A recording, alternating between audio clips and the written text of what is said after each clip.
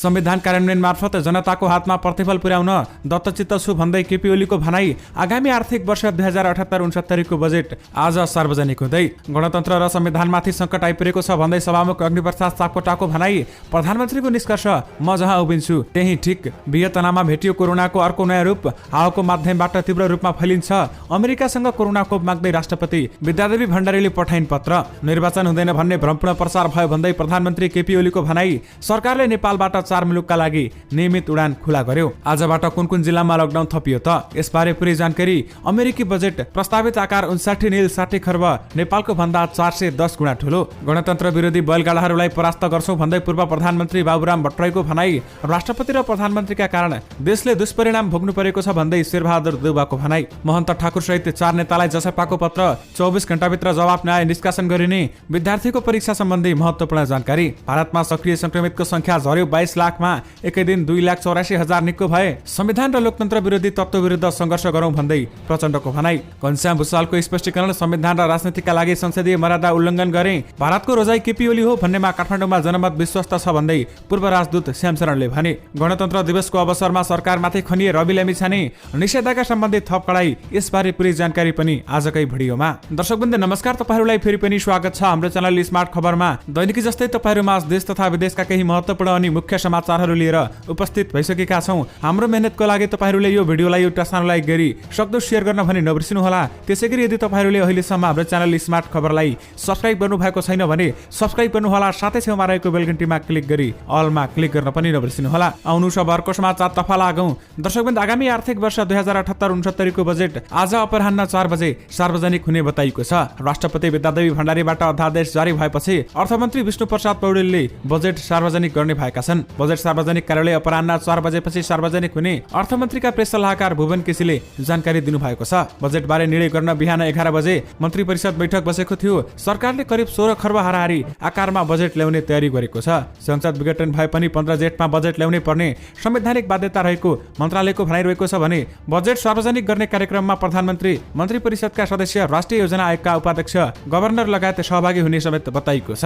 विशेष गरी आज बजेट सार्वजनिक हुने भएको छ। आउनु सबहरुको समाचार तर्फ लागौं। दर्शकवृन्द, बेलायत, ब्राजिल, दक्षिण अफ्रिका र भारतपछि यति बेलामा भियतनाममा पनि कोरोना भाइरसको नयाँ रूप देखिएको छ। भियतनाममा स्वास्थ्य मन्त्री बियन थाङ लङले शनिबार आफ्नो देशमा कोरोनाको नयाँ प्रकार भेटिएको बताएका छन् भने यो भेरिएन्ट बेलायत र भारतसँग मिल्दोजुल्दो भएको तर यो हावाको माध्यमबाट सबैभन्दा छिटो फैलिन सक्ने कोरोना भएको जानकारी दिएको छ। भियतनाममा गत वर्ष कोरोना भाइरसको प्रभाव रोकथाम गर्न सफल मध्ये एक राष्ट्र थियो, तर नयाँ प्रकारका कारण यसबेला भने सरकारलाई कोरोना नियन्त्रण गर्न निकै मेहनत गर्न परिरहेको छ। हामीले पछिल्लो समय केही संक्रमितको व्यक्तिको नमुना संकलन गरेर जिन सिक्वेन्सिङ गरेका थियौं। यस दौरान हामीले नयाँ प्रकारको भेरिएन्ट फेला पायौं। रोइटर्सका अनुसार बियन थानले यस्तो भनेका छन्। यो भारत र बेलायतमा पाएको जस्तै भेरिएन्ट हो। यससँगै हालसम्म भियतनाममा 8 प्रकारको भेरिएन्टको भाइरस सक्रिय भएको पत्ता समेत लागिसकेको छ। विशेष गरी भियतनाममा कोरोनाको अर्को नयाँ रूप देखिएको छ भने हावाको माध्यमबाट तीव्र रूपमा फैलिने समेत बताइएको छ। आउनु सबहरुको समाचार तर्फ लागौं। दर्शकवृन्द, प्रधानमन्त्री केपी शर्मा ओलीले चुनाव हुँदैन भनेर भ्रमपूर्ण प्रचार गरिरहेको गुनासो गरेका छन्। गणतन्त्र दिवसको अवसरमा आयोजित कार्यक्रमलाई सम्बोधन गर्दै प्रधानमन्त्री केपी शर्मा ओलीले आवधिक निर्वाचनको लोकतन्त्रको आधारभूत पक्ष भएको बताएका छन् भने निर्वाचनले जनादेशलाई पुनर्ताजगी गर्नुका साथै निर्वाचनपछि बन्ने सरकारलाई सुदृढ बनाउन जनअपेक्षा अनुसार काम गर्न उत्प्रेरित गर्ने भन्दै उनले कार्तिक 26 र मङ्सिर 3 गते 2 चरणमा आम निर्वाचन घोषणा भएको स्मरण समेत गरेका छन्। प्रधानमन्त्री केपी ओलीले भनेका छन्, यति बेलामा चुनाव हुँदैन र गराइदैन भन्ने भ्रमपूर्ण प्रचार तथा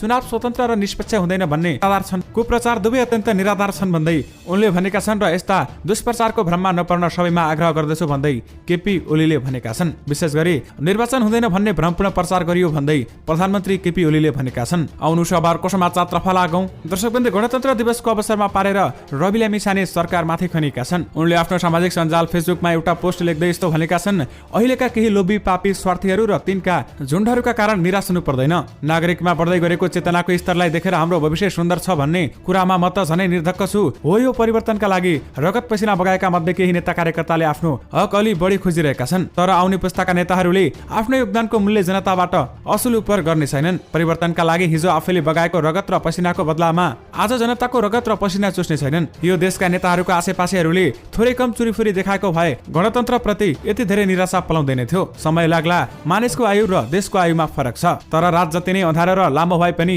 बिहानै आएरै छोड्छ भन्दै उनले भनेका छन्। रसातमा रवि लामिछाने सरकारप्रति कडा आक्रोशपूर्ण समेत देखिनु भएको छ। आउनु छ बारको समाचार तर्फ लागौं। दर्शकबिन्दु, कोरोना विरुद्धको खोप उपलब्ध गराउन अनुरोध गर्दै राष्ट्रपति विद्यादेवी भण्डारीले अमेरिकी राष्ट्रपति जो बाइडेनलाई पत्र पठाएकी छिन्। अमेरिका स्थित नेपाली राजदूत डाक्टर युवराज खतिवड़ाले सो पत्र अमेरिकी विदेश मन्त्रालयमा बुझाएको दूतावासले एक विज्ञप्ति मार्फत जानकारी दिएको छ। नेपालले अमेरिकाबाट केही अनुदान र केही खरिद मार्फत कोरोना विरुद्धको खोप ल्याउन चाहेको छ भने विशेष गरी अमेरिकाले चाँडै विभिन्न देशलाई बाँड्न लागेको 8 करोड खोपमध्ये केही खोप दिन नेपालले अमेरिकालाई आग्रह गरेको छ। त्यसैगरी 50 लाख अमेरिकी खोप खरिदको प्रक्रिया पनि अगाडि बढेको सरकारी अधिकारीहरू बताउँछन् भने यसअघि राष्ट्रपति भण्डारी समेतको आग्रहमा चिनिया राष्ट्रपति सी जिनपिङले नेपाललाई 10 लाख डोज कोरोना खोप दिने घोषणा समेत गरेका थिए। विशेष गरी अमेरिकासँग कोरोना खोप माग्दै राष्ट्रपति विद्यादेवी भण्डारीले बाइडेनलाई पत्र पठाएकी छिन्। आउनु छ बारको समाचार तर्फ लागौं। दर्शकबिन्दु, सरकारले नेपालबाट 4 मुलुकका लागि नियमित उडान खुला गरेको छ। यसबारेमा तपाईहरुलाई थाहा नै छ। हामीले तपाईहरुलाई पहिलेका रिपोर्टहरूमा पनि बताइसकेका छौं। 2 छिमेकी मुलुक भारत र चीन सहित कतार र टर्कीमा अब शेड्युल उडान हुने समेत बताइएको छ। यसमध्ये अहिले भारतमा भने साताको 2 उडान भइरहेको छ।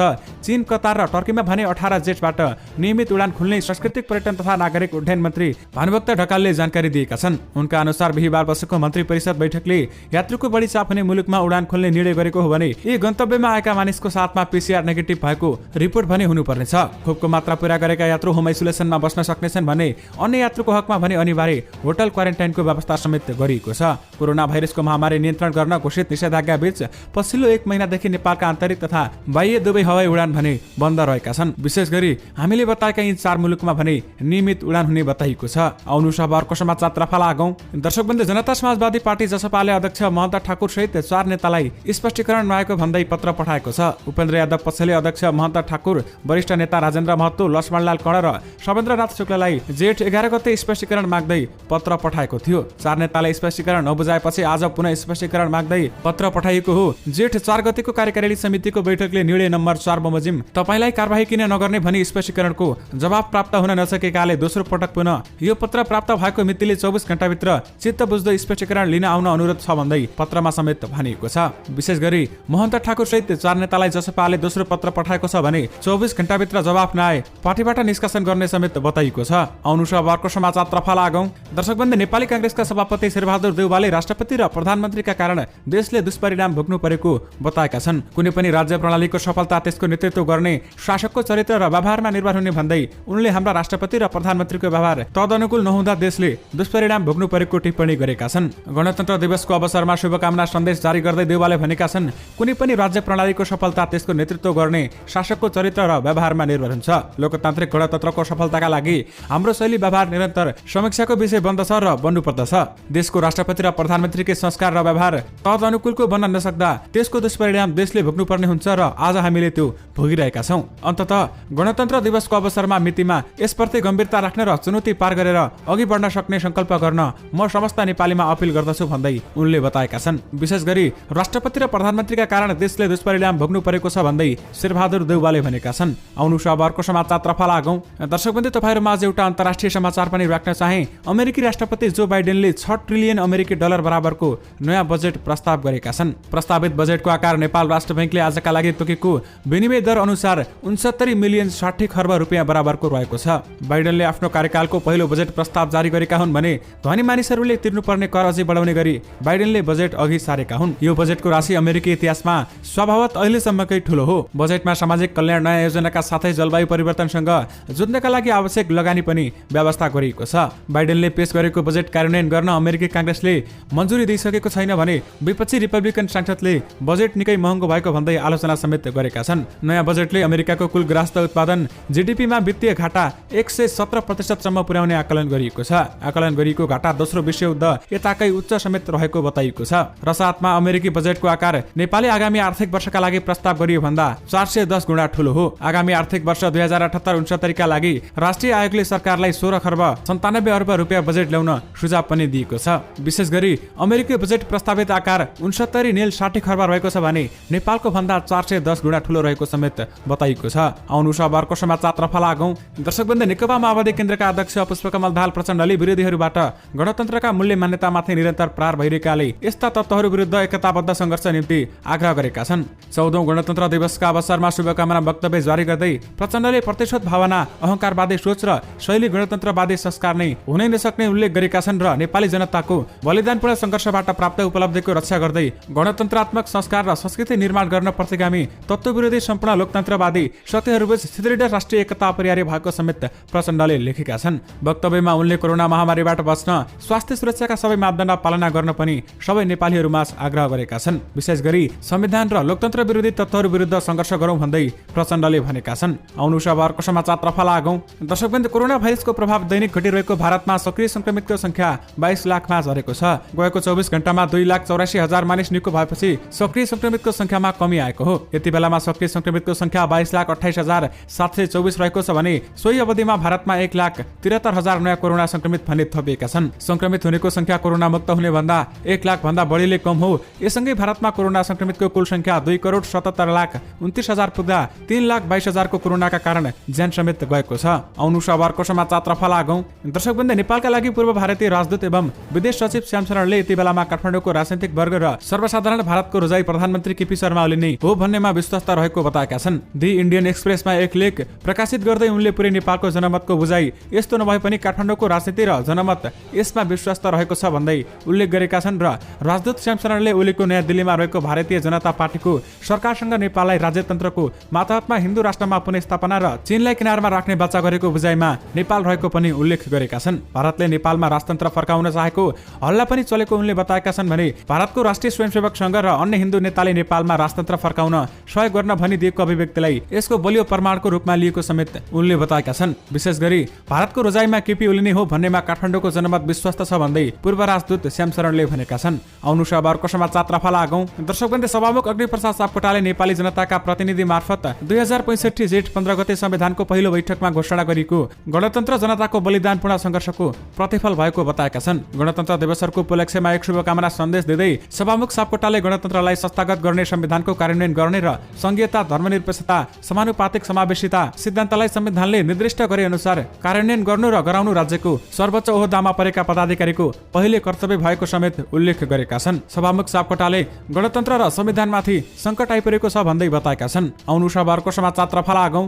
दर्शकवृन्द, नेकपा एमालेका नेता घनश्याम भुसालले शेरबहादुर देउवालाई प्रधानमन्त्री बनाउन हस्ताक्षर गर्दा आफूले संसदीय मर्यादा उल्लङ्घन गरेको स्वीकार गरेका छन्। संविधान र राजनीतिका लागि आफूले उल्लङ्घनको विकल्प रोजेको उनको स्पष्टीकरण रहेको छ।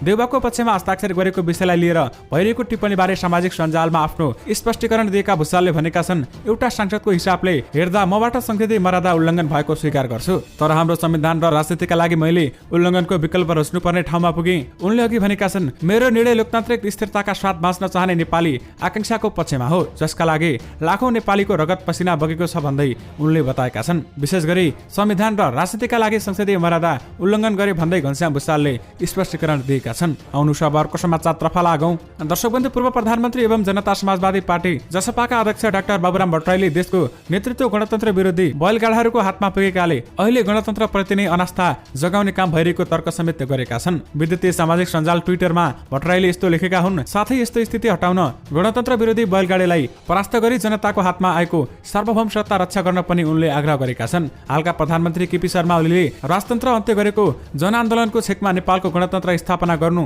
बैलगाडा चढेर अमेरिका पुग्नु जस्तै भएको अभिव्यक्ति दिएका छन्। पूर्व प्रधानमन्त्री भट्टराईले उनै ओलीप्रति कटाक्ष गरेका हुन्। विशेष गरी गणतन्त्र विरोधी बैलगाडीहरूलाई परास्त गरौं भन्दै पूर्व प्रधानमन्त्री बाबुराम भट्टराईले भनेका छन्। आउनु अर्को समाचारतर्फ लागौं। दर्शकवृन्द, विपक्षीले संविधान मिचेर अगाडि बढेको आरोप लगाइरहेका बेलामा प्रधानमन्त्री केपी शर्मा ओलीले भने संविधानको कार्यान्वयन मार्फत जनताको हातमा प्रतिफल पुर्याउन दत्तचित्त भएको बताएका छन्। उनले लोकतान्त्रिक गणतन्त्रलाई कसैको स्वार्थ सिद्धिका लागि उपयोगको रूपमा अर्थ्याउने परिभाषा हानिकारक भएको समेत बताएका छन् भने शनिबार बिहान सैनिक मुख्यालयमा आयोजित 14औं गणतन्त्र दिवसको मूल समारोहलाई सम्बोधन गर्दै प्रधानमन्त्री केपी ओलीले सो कुरा बताउनु भएको हो। त्यसैगरी केपी ओली सम्बन्धी एउटा अर्को समाचार पनि रहेको छ। अध्यादेशबाट बजेट ल्याउनुको अघिल्लो दिन प्रधानमन्त्री केपी शर्मा ओलीले टेलिभिजन मार्फत सम्बोधन समेत गरेका थिए। सम्बोधनका क्रममा उनले 5 पुसको संसद विघटन, सर्वोच्च अदालतबाट भएको पुनर्स्थापना, नेपाल कम्युनिस्ट पार्टी नेकपाको विभाजन, त्यसबीचका राजनीतिक सङ्कट र फेरि संसद विघटन बारे आफ्नो दाबी पेश गरेका छन्।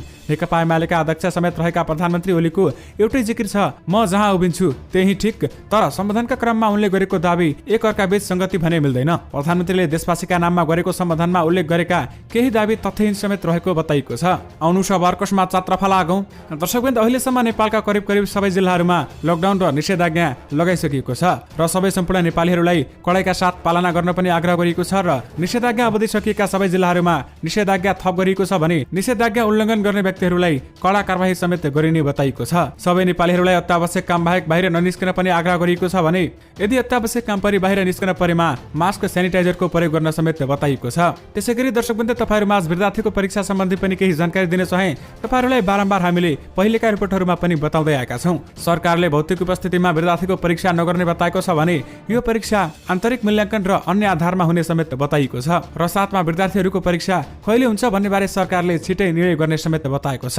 यसबारेमा थप केही जानकारी आयो भने तपाईहरुमाझ पक्कै पनि लिएर आउने नै छौं। दर्शकवृन्द, सँगै तपाईहरुमाझ आजका सबै मुख्य समाचारहरू राखिसकेका छौं। फेरि पनि तपाईहरुमाझ नयाँ रिपोर्टहरूका साथमा उपस्थित हुने नै छौं। अहिलेलाई भने मलाई बिदा दिनुस्। नमस्कार।